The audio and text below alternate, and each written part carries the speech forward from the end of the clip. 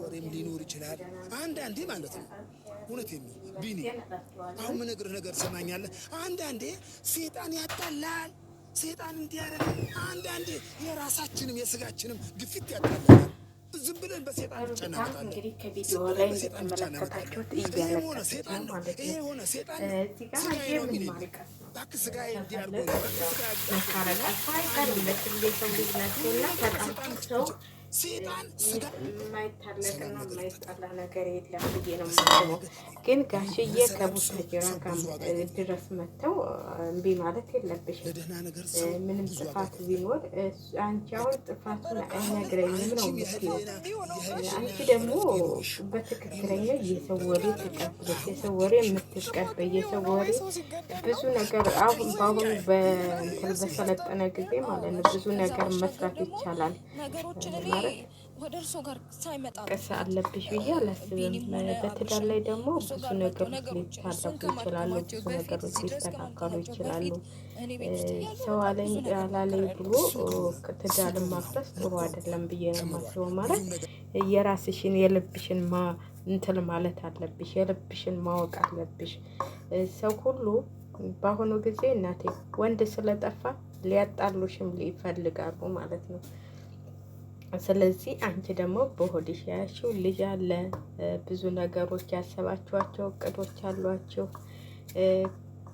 ስለዚህ የራስሽን ውሳኔ መወሰን እንጂ የሰውን ወሬ የሰው እንትን እውነቱን ነው ካልጋ ላይ ያልያሽው ወይም አልደበደበሽም። አንዳንዴ ሴቶች የሚደበድባቸውንና የሚያጣፋቸውን ወንዶች ነው በስነ ስርዓት የሚይዛቸው ወንዶችን አይወዱም ማለት ነው። ብዙ ልጆች አውቃለሁኝ ታልተመቱ እንትን የማይላቸውና ራስሽን እንትን ባቴ ጥሩ ነው ብዬ ነው የማስበው። ማለት አንቺ ሁሉን ነገር እንትን ትያለሽ፣ ሁሉን ነገር ታውቂያለሽ፣ ብዙ እንትሎች አሳልፈሻል። ስለዚህ ብዙም እንትን ባቴ ጥሩ ነው ብዬ ነው የማስበው። ባገፊ ትዳርሽን ባታፈርሽ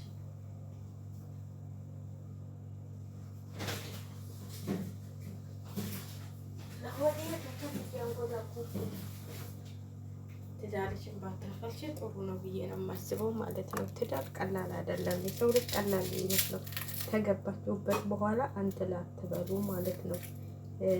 በኋላ የሚቆጭሽን ነገሮች እያደረግሽ እየተመካከራችሁ መመለስ እንጂ ከለይቼ ነጣነት መታ ይሄንን ቪዲዮ ላከችልኝ ይሄንን እንትን እንዴ የድሮውን አቀናብራ ብትልክልኝ በፊት እኮ ሁላችሁም ያለፈ ህይወት ሳይኖራችሁ አይቀርም። አንቺም ጓደኛ ሳይኖርሽ አይቀርም። ያለፈ ህይወት ያለፈ ነው። የሰው ልጅ ብዙ ነገሮች ያሳልፋል። ልጅ ወልዶ ደብቆ ከዛ ሁሉ ይታለቃሉ። ስለዚህ ያለፈ ህይወት ነው ይሄ ያለፈ ህይወት ነው። በመገናኘቱ ነው። ቢገናኝስ አብለው ተኝተው አልጋ ይዘው አላየሻቸውም መቼም። የሰው ልጅ ብዙ ነገሮች ሊያደርግ ይችላል ከቪዲዮ ውጭ። እንግዲህ ከቪዲዮ ውጭ ያየሽው አለ እሱን ማውጣት ነው፣ እሱን መናገር ነው። ከቪዲዮ ውጭ የተናገራችሁት አለ ከቪዲዮ ውጭ ያሰሩት ነገር ካለ እንጂ ከቪዲዮ ላይ ተቃቀው ሲሳሳሙ ማንኛችንም እኛ ኢትዮጵያውያኖች ደግሞ ለመሳሳም ማን ብሎን ይሳሳማሉ። ለምሳሌ እንዴ ምን ይሄ እንትላለው የማንም እንትን እኔ አሁን ኧረ እኔ ብዙ እንትን አልለውም። ብዙ እንደዚህ ተቃቅፎ ተሳሳመ ምናምን ብዬ እንትን አልልም። ማለት ብዙ ነገሮች ሊያልፉ ይችላሉ። ግን የመጀመሪያውን እያቀናበሉ ሊልኩልሽ ይችላል። በትዳራችሁ የሚቀኑ ሰው ታለ እንደሱ ሊያደርግ ይችላል። ግን እሱ ሁሉ ማሳለፍ አለብሽ።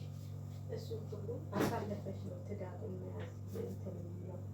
ትዳር ዝም ብሎ ቀላል አይደለም። ትዳር ሲገቡበት ከባድ ነው። እንግዲህ ከብዶሽም ሊሆን ይችላል። በፍቅር እያላችሁና በትዳር ስትኖሩ አንድ ላይ ሆን ይችላል። ብዙ ልጆች እንደዚህ ነው የሚሉት። በፍቅር ሲኖሩና በትዳር ገብተውበት ሲገቡ ትዳር ሊከብዳቸው ይችላል። እንደዛ ከብዶሽ ሊሆን ይችላል ብዬ ነው የማስበው ማለት ነው። በበኩሌ ሀሳብ ነው የሚሆነውና ብትረጋጊ፣ ትዳርሽን ብታከብሪ፣ ተረጋግታችሁ የሆነ በቃ የራስሽን አቋም ብትወስጂ ጥሩ ነው። ያን ቢያወራ ከአንቺና ካብትሽ ምንም እንትን የሚለው ነገር የለም ማለት ነው። እኔ እውነቴን ነው የምናገረው። አንዳንዴ ቶሎ ብለን የምንወስናቸው ውሳኔዎች ዋጋ ሊያስከፍሉን ይችላሉ።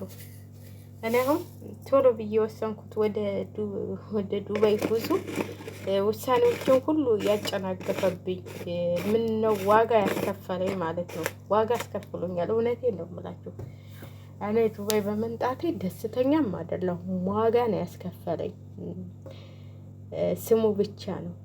ስለዚህ ብዙ ነገሮች ዋጋ ሊያስከፍሉን ይችላሉ።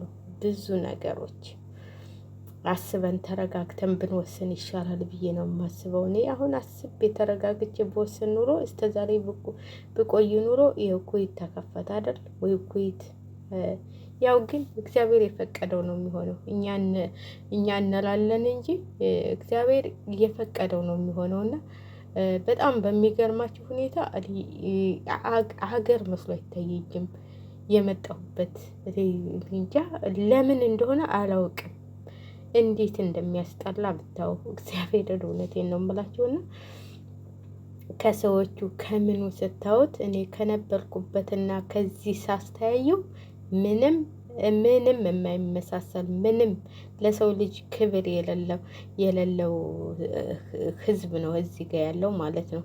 እኔ የነበርኩበት ደግሞ የሰው ልጅ ክብር ያለው ሰው ነው የነበርኩበት ማለት ነው። ለገንዘብ ብለን ግን ብዙ ነገሮች እናጣለን ማለት ነው። እና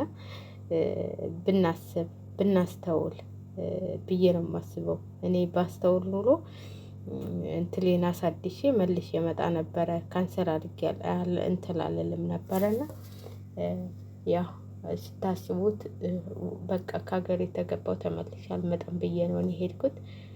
ግን ኢትዮጵያ ስገቡ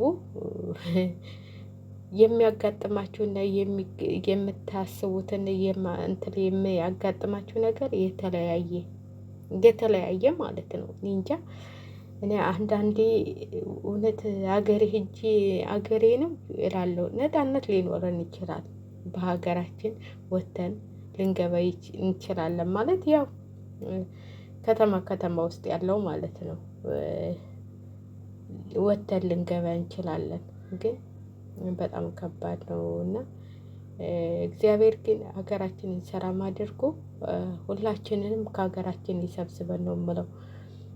ሰው አሁን በእስራኤልና በእንትን ጦርነት ይደሰታሉ ሁሉም ሙስሊሞችም ሆነ ምንም፣ ግን የራሳቸውን አያውቁም።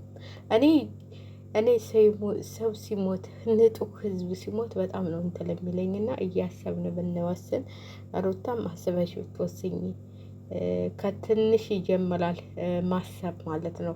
ከትንሽ ይጀምራል። ቢያስቡ ኑሮ ይሄ ሁሉ የሰው ልጅ እልቂት አይኖርም ነበረ። አስበው ተሳስበው ቢኖሩ ኑሮ ማለት ነው። ለዚች ምድር ለምድር ማለት ነው። በቃ ሰው አለቀ፣ ምን ይኖርባታል? አንዳንዴ በጣም ይገርመኛል። እኔ አሁን በእኛ ሀገር ራሱ ስትሄዱ አማራ፣ ኦሮሞ፣ ትግሬ ምናምን እያልን የምንባለው የምንጋደለው ለዚች መሬቷ ባዶ ቀረች እኮ። እስቲ አማራ ክልል ሂዱ፣ ህዝብ እኮ የለም። ስለዚህ ማሰብ ያስፈልገናል። ማስተዋል ከትንሽ ጀምረን ነው ማስተዋል የሚያስፈልገን ብዬ ነው የማስበው። ማለት ቶሎ ብለን የምንወስናቸው ውሳኔዎች ብዙ ደረጃ ያደርሳል። ብዙ በቃ ይኸው በትንሽ ነገር የተነሳ ነው። ይኸው እያያችሁ ነው እንግዲህ